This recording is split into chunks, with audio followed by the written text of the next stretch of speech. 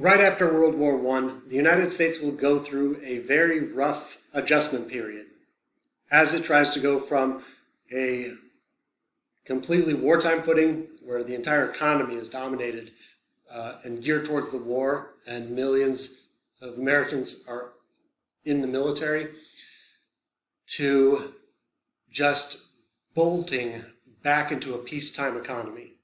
And it will cause all sorts of problems. And so the United States will go through a difficult few years for all sorts of reasons. First and foremost, we had our first Red Scare. Now, if you remember, the Bolshevik Revolution, or the Communist Revolution in Russia, took place in 1917.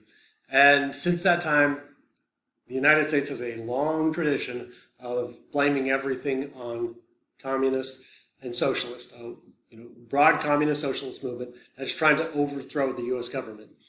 And the first Red Scare, it was motivated by something very real. A bunch of bombs were sent to important leaders in the United States. When I say important leaders, I mean like military leaders, politicians, business leaders like John D. Rockefeller, and government officials. So it was sent to a lot. Packages were sent to a lot of people. Now, none of the really important people were killed because very rich people at the time generally had maids. So one maid in Georgia senator's maid had her arms blown off, and there was a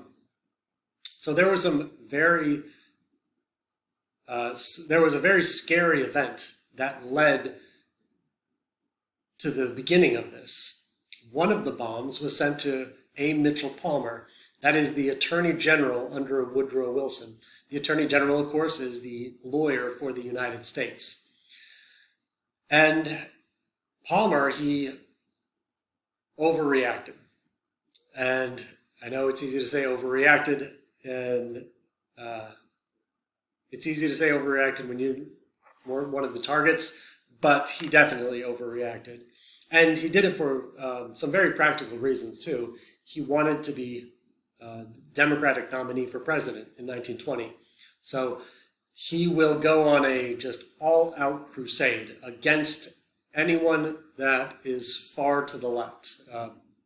Socialists, communists, even labor unions. And obviously, the bombing, it was the act of some deluded individual anarchists. It wasn't part of some widespread revolutionary conspiracy, but he treated it like it was. And he did things, he blatantly broke the law. He blatantly defied the Constitution by unwarranted searches and seizures, arresting people without trial and deporting people without any sort of trial. So that scared the hell out of a lot of people. First Red Scare, obviously, it scared a lot of people, and that cartoon explains the way a lot of people saw this too. Chaos comes from Bolshevism, and murders, which comes from disorders, riots, which comes from strikes and walkouts, which comes from labor. Because during this period also there was a huge amount of strikes. 1919 and 1920 saw a massive amount of strikes, and fundamentally it was because the economy was not good. The United States went through a recession in 1920. Now, obviously economic collapses of any sort are very complicated, but fundamentally this was because the United States tried to revert to a peacetime economy way too quickly without any attempt to mitigate everything. Like, for example, it canceled like $4 billion in armaments or of weapons being produced in one day. Obviously, all those companies, all of a sudden, they just lost that business and they had to fire a lot of people. So that was a big problem. There was massive inflation. And when I say massive inflation, I mean in 1919, 1920, 1921, the price of food more than doubled in a very, very short period of time. And the reason was because during the war, people were limited what they could buy.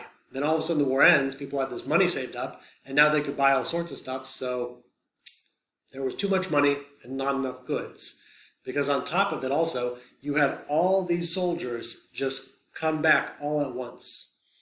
Within 1 year, in 1920, a little less than 2 million veterans re-entered the workforce. It is the second largest increase in the U.S. labor force in 1 year.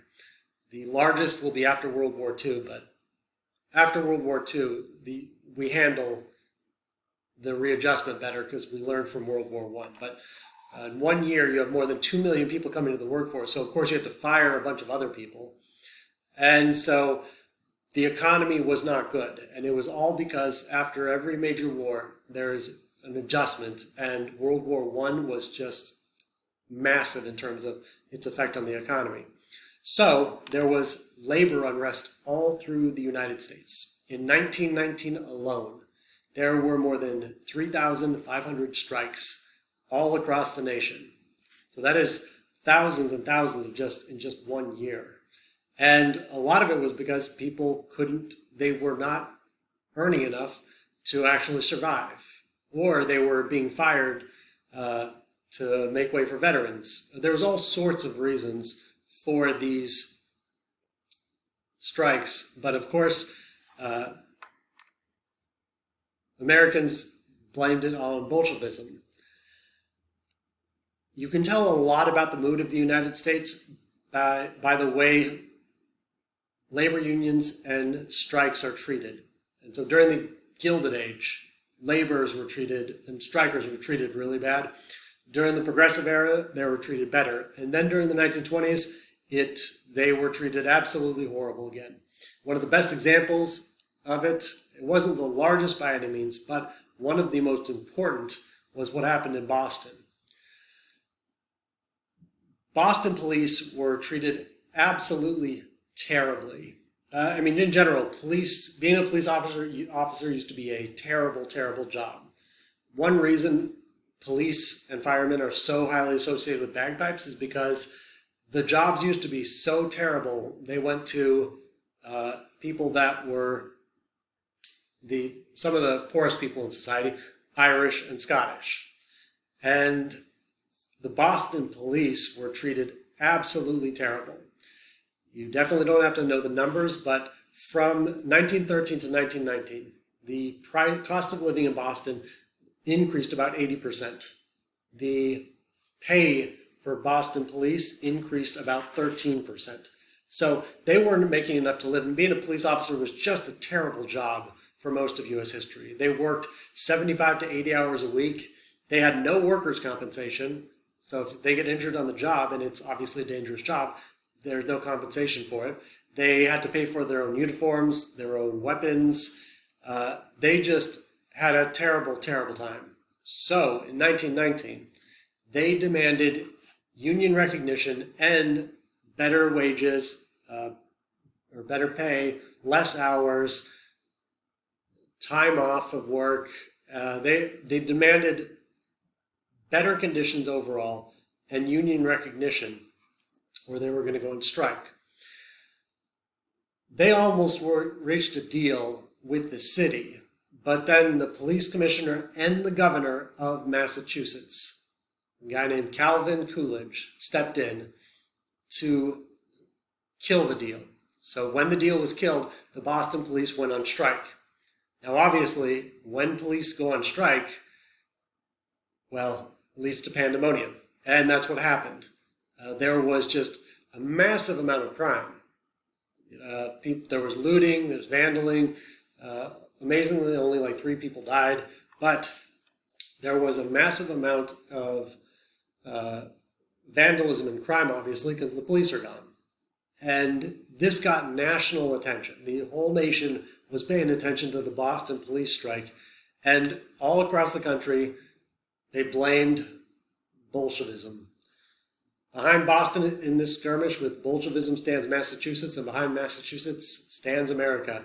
Bolshevism in the United States is no longer a specter. Boston in chaos reveals its sinister substance, because it couldn't possibly be that the police just weren't treated well. It's got to be Bolshevism. Now, they were called traitors and deserters by Woodrow Wilson even, but also especially Calvin Coolidge, the governor of Massachusetts. So they were criticized all over the place, and the Boston police were very unhappy about it, especially because most of them were veterans. They actually took out an op-ed in a Boston newspaper where they addressed this. When we were honorably discharged from the United States Army, we were hailed as heroes and saviors by our country. We returned to our duties on the police force of Boston. Now, though only a few months have passed, we are denounced as deserters, as traitors to our city, and violators of our oath of office. Not one man of us ever disgraced the flag or his service. It is bitter to come home and be called deserters and traitors. So they were pissed because, again, they were mostly veterans who had fought in World War I, and they just could not make enough to live. After 3 days of the strike, finally, they decided, all right, we're going to end the strike.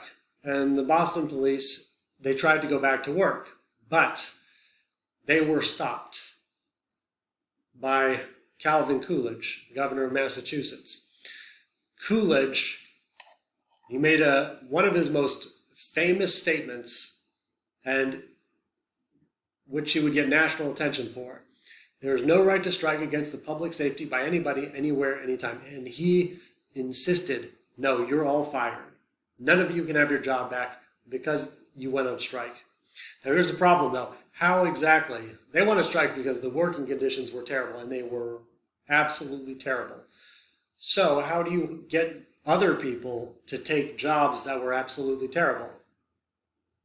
The city of Boston offered new police recruits much higher wages, adjusted so they could survive, vacation days, pension plans, so retirement plans. The city paid for their uniforms and their weapons.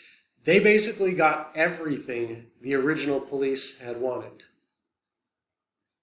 So that tells you the mood of the country. Coolidge was hailed as a hero for this. The Boston police strike is really important for a couple reasons. First and foremost, again, it demonstrates the mood of the country. The Boston police had some very legitimate things that they were protesting. They had no right, or they had no success negotiating, so they, as a last resort, they went on strike. And they were just denounced by all sides. That tells you the mood of the country. Americans didn't want to hear it. The most important thing about the Boston police strike, though, is it made Calvin Coolidge into a national hero. He was governor of Massachusetts from Vermont, but the way he handled the Boston police strike made him into such a national hero that he will become vice president in the election of 1920 for the Republican Party. That is how much Americans were against strikers and against labor unions in 1920. The election of 1920, it demonstrated more than anything else the mood of the American people. The U.S. had been in a state of progressivism, at least at the national level, for about 20 years. The federal level since Teddy Roosevelt came into office in 1901. The purpose of progressivism was to, solve all of society's problems and ills. And by 1920, Americans were just sick of it. They had just spent 20 years trying to solve the world's problems, and Americans were disillusioned, and they wanted to be left the hell alone. So, obviously, this fell most on the Democrats. Woodrow Wilson had been president for the last 8 years, and Republicans just had a majority. Remember, there's only 2 Democrats elected before Abraham Lincoln, James Buchanan, and FDR. And the only two that are elected, Grover Cleveland and Woodrow Wilson, was because the Republicans were divided. So 1920, the Republicans were really, really united. The Democrats were going to lose. It was just a question of how much.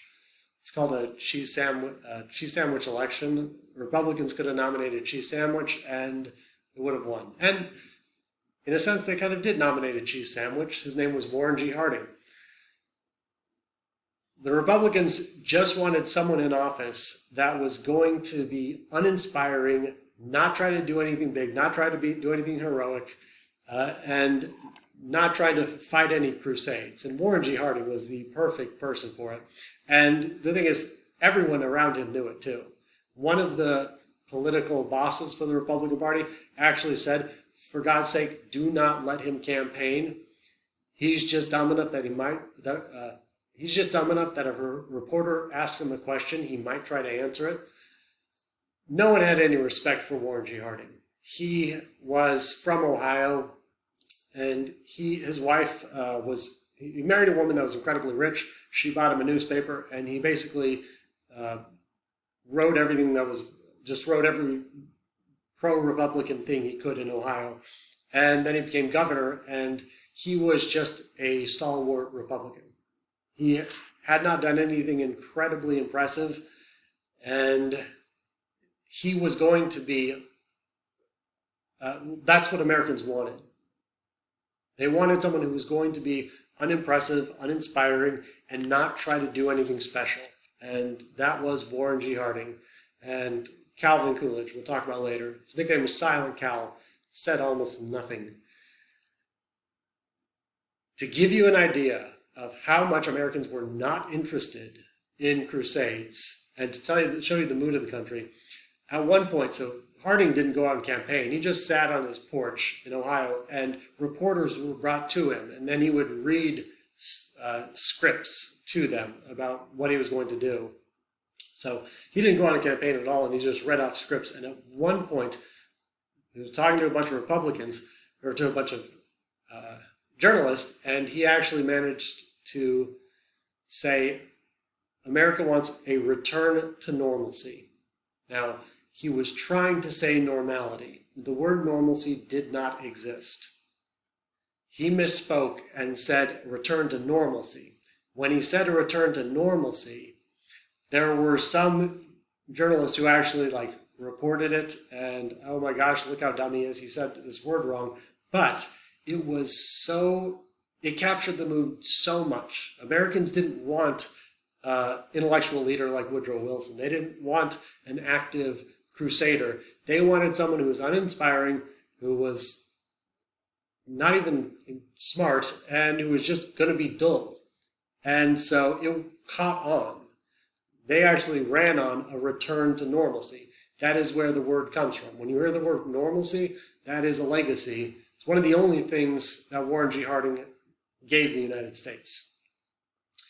They will run on return to normalcy. That becomes part of their campaign slogan. But their big campaign slogan was America First.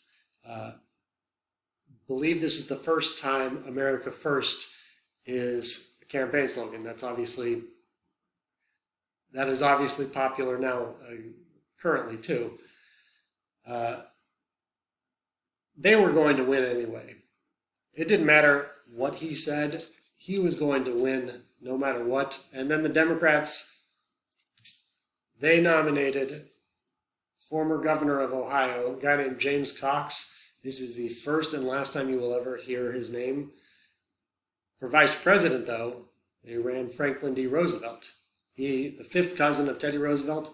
He obviously had a lot of name recognition and will be important in the future. But it was a no-brainer. He won.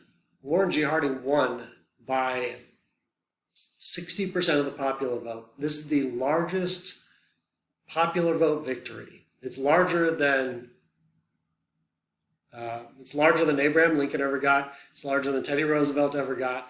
It is larger than Andrew Jackson. This is the largest popular vote victory since James Monroe ran completely unopposed in 1820, 100 years before. That tells you America's mood.